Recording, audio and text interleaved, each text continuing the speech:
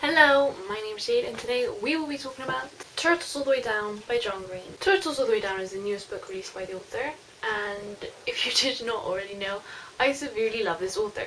Noticeably, he's known for The Fault in Our Stars.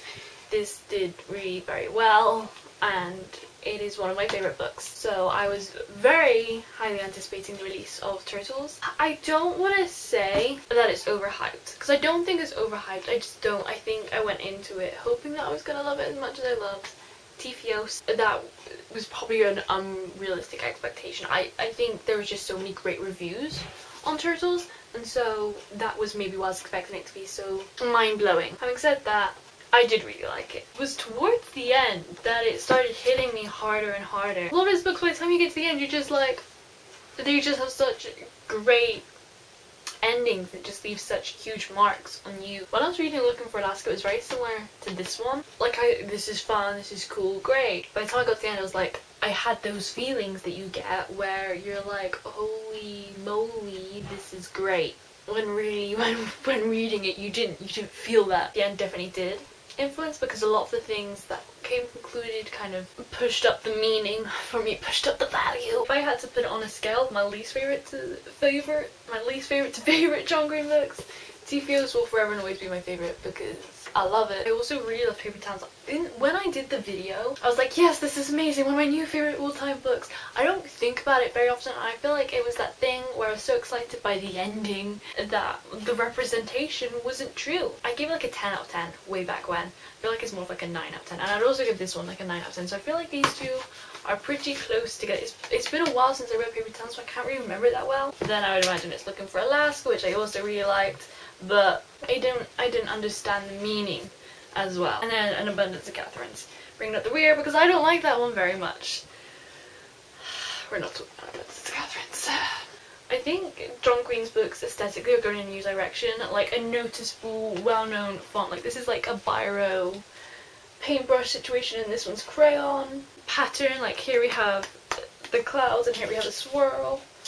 A couple key colors: black, white, blue, black, cream, orange. Like they're very similar in principle. I quite like it, I have to say.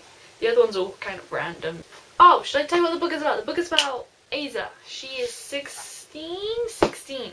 She has OCD. I don't know if she ever explicitly says that she has OCD, but I'm pretty sure that's what she would be diagnosed with. She gets thought spirals and she can't control her own thoughts. So these thought spirals are her getting deeper and deeper into her own thoughts, and it's really affecting her life. One of Asa's old childhood friends is rich, and his dad goes missing. Asa's best friend Daisy wants to investigate what happened because there's a war for the person who finds this missing millionaire, and so because Asa has a connection, because she used to be friends with his kid, they kind of try and get involved, and that's kind of what it's about, really.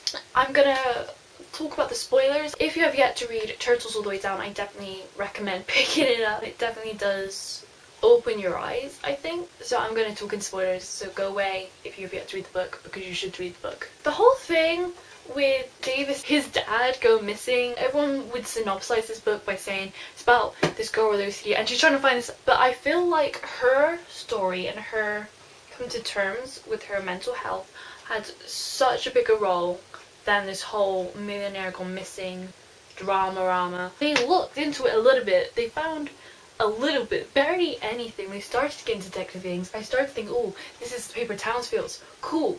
And then they stopped because Davis paid her off, which BTW, I felt really uncomfortable when he did that, and I'm surprised it didn't affect their relationship more, because that, A, trust issues, B, it was just a very, like, the money, it was just a very uncomfortable situation, and I would have expected that to have a bigger dent in their relationship than what it did. It almost felt like we didn't need it. I think because we stopped so early, they found one picture. If they found out a couple more things, and then it would have felt more reasonable for him to give her the money and for him to feel insecure about the whole situation. The whole Davis being rich and all this kind of fancy stuff that he had, I feel like it took away from her and her story.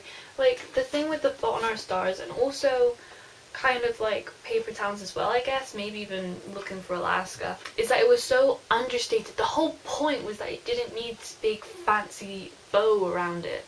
It didn't need this big fancy plot point. It was just them and their story. I don't think it needed the extra flair. And if it was going to have that, I think it wasn't emphasized enough. It was just kind of there. It didn't feel always right. I just remember the first time we went to see the Tora thing, and this magical bridge rose in this dome in the middle of the pool. I had to suspend my belief a bit. This is my personal thoughts and opinions. The Aza-Daisy relationship, I was on the fence, and I think it wasn't until we saw Daisy being concerned for Aza when they had to go to the bank, and then Aza's kind of freaking out. Daisy's kind of like, you know, I don't know how to help. Is there... When she kind of expressed that, that's kind of when I really felt for them the first time.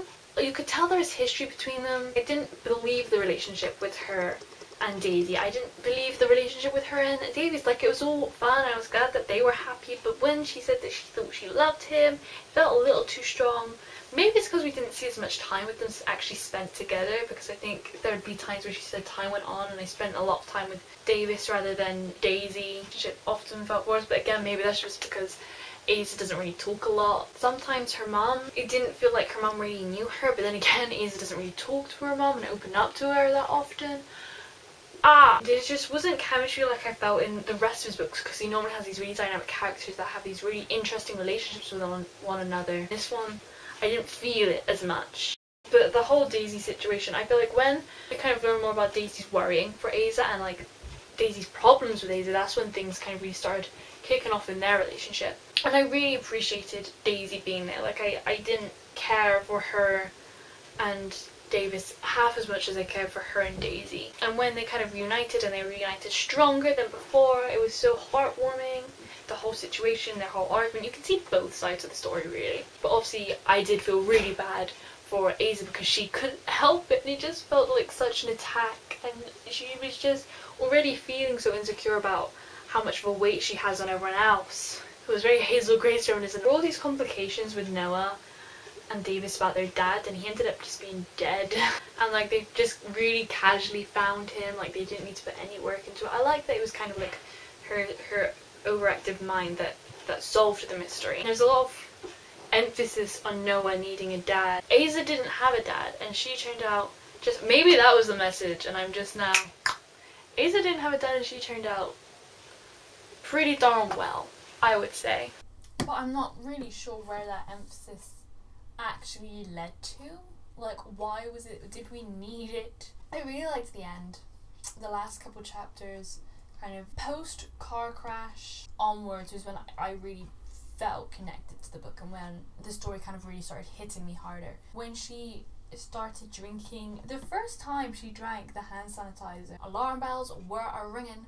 I thought the car crash was the moment of realization that she needed to get better, and kind of the climax, and you know, the highest point in the storm. But then she drank the hand sanitizer, and it felt like that was actually, you know, the moment of realization, because she can't drink, and people realize how much they actually need to watch her and how much of an effect it's having on her. But then after that, it kind of felt a little bit anticlimactic, because everything just went back to normal pretty quickly, and we didn't get to see a lot of the recovery.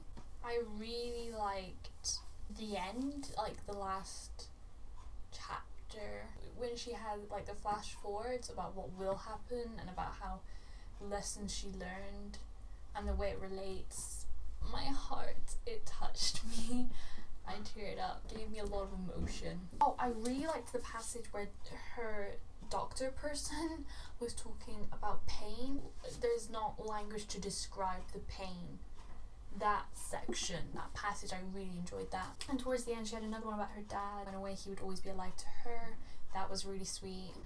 I feel like I was a little bit underwhelmed by it because there was so much hype, and I didn't connect with it that much. I think I didn't just feel it. I didn't feel it a lot of the time. But I enjoyed it. It was fun, and I did get more attached as we went along, and by the end, the kind of lessons learned were really sweet and touching. Well, I think that's all I have for you today. I hope you have a super morning, afternoon, evening / night. My name's Jade. I hope I see you again next time. Goodbye. There is noises. Why are there noises? What was I saying? So I just have been recording for the last 5 minutes without actually having pressed the record button. It is upside down. Cool.